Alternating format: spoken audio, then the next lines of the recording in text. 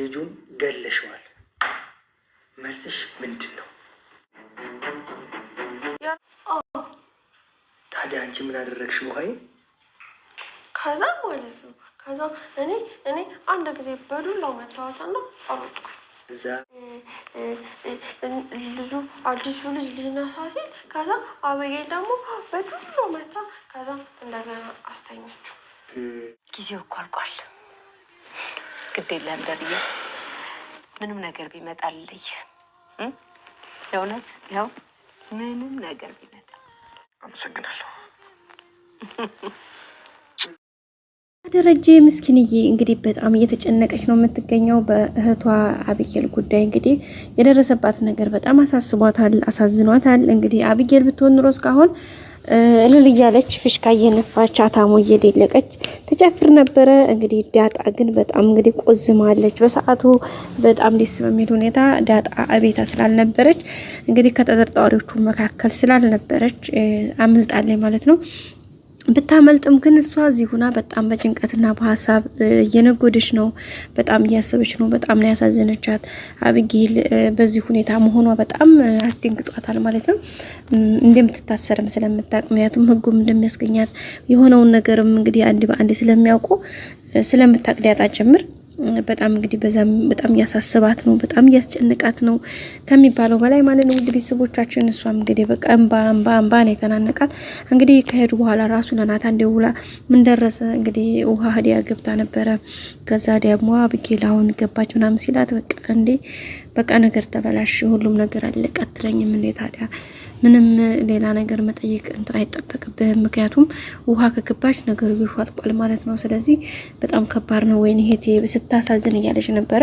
እንደምታወቀው ዳጣ አቢጌልና ውሃ እህቶቿ መሆኗን አረጋግጣለች። አባቷ ደረጀ እንደሆነ ስለምታማንት ነው። ሶ እነሱ ግን እህታቸው ውሃ ያው ውሃ ናት። ሶ ከችግር የለውም። አቢጌል ግን አሁን ዳጣ እህቷ ያው በጥርጣሬ ከራሷ ከውጭ ካመጣችሁ የአእምሮ እንትኗ ውጥረት አእምሯ ከሚመላለስባት የጥያቄ አንፃር ብቻ ነው እንጂ እህቷ መሆኗን አታውቅም እስካሁን። እንግዲህ እሱንም ባለማወቋ ያው ለዳጣ ያላት ነገር በጣም የወረደ ነው። ሲቀጥል ደግሞ አቢጌል የሆነ ቅናት አይነት መንፈስ የሆነ ምን መሰላችሁ ጋይስ፣ ዳጣን አብልጦ የሚወዳት ይመስላታል ማለት ነው። ዝም ብሎ ለምን ይወዳታል? ሲቀጥል ደግሞ ጀምር ነው በኖርማል ለምን ይወዳታል ብላ ታስባለች። ምክንያቱም እቺ ልጁ ካልሆነች ለምን ልጁ ከሆነች ደግሞ በቃ በማያ ላይ በእናቴ ላይ ሄዶ ሌላ ሴት ጋር እንትን ብሏል ማግጧል ማለት ነው። ስለዚህ በቃ ይሄ ነገር መታወቅ አለበት። በቃ በዚህ ልክ ነው አቢጌል የምታስበውና ከሷ አንፃር ስለሆነ ትናደዳለች። ዳጣ ደግሞ እንደምታውቋት በጣም በቃ ለደለ በጣም ክፍት ነፃነት ያላት ልጅ ናት። ብዙ ነገሯን ሁሉ ነገሯን በቃ ሀሳቧን ሸር የምታደርግ ልጅ ናትና ምንም አይነት ነገር የምትደብቀው እንትን የምትለው ነገር የላትም። ሶ ከደረጀ ጋር ያላትም ኮኔክት በጣም ልይት ያለ ነው።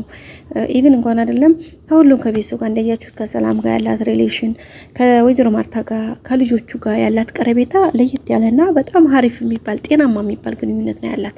አቢጌል ግን ያው ሁሉንም ሰው መሳደብ፣ መገላመጥ፣ ማንቋሸሽ በተለይ እሷን የራሷን የበላይ አድርጋ ሰዎችን የበታች ማየት ኢቭን ከናታን ጀምሮ ናታን ወደዋለሁ አገባዋለሁ ፍቅረኛ ይሆናል ብላ የምታስበው ናታንን እንኳን በጣም ነው እንትን የምትለው። በቃ ለረደ ንቀቷ የምታሳየው ነገር በጣም ከባድ ነው ጋይሶችዬና በጣም ነው የሚያስደንቀው።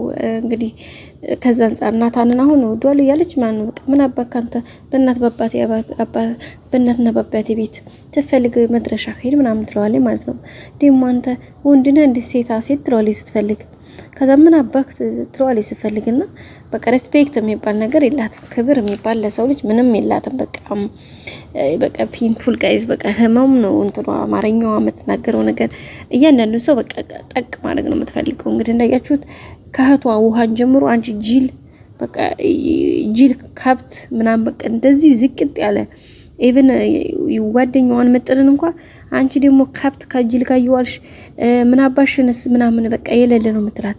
ናታንም እንደዛው ዳጣንማ በቃ አንቺ ዘረቢስ ዘር የለሽ ምናምን በቃ እንደዚህ ነው የምትላት።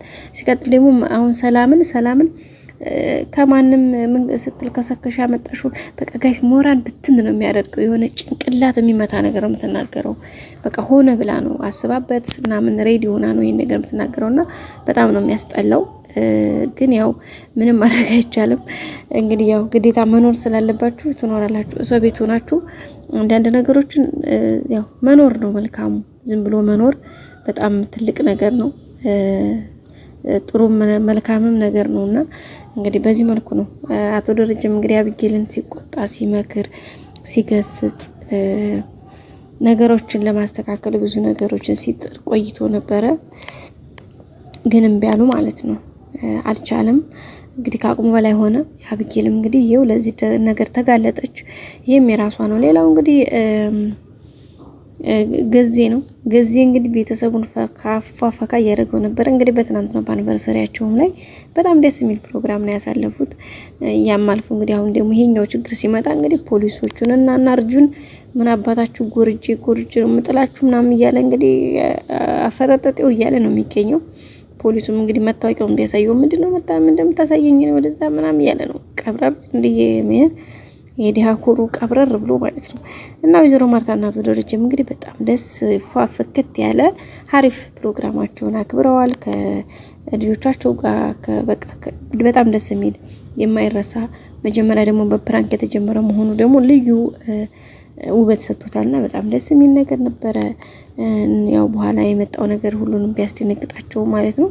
ያው ግን ግዴታ ማለት ፊት ሲጠብቁት የነበረ ነገር ስለሆነ ያን ያክል የሚባል አይደለም። በቀጣይ ቪዲዮ እንገናኝ። ሰላም ቆዩ። ላይክ፣ ሰብስክራይብ፣ ሼር አድርጉ። ባይ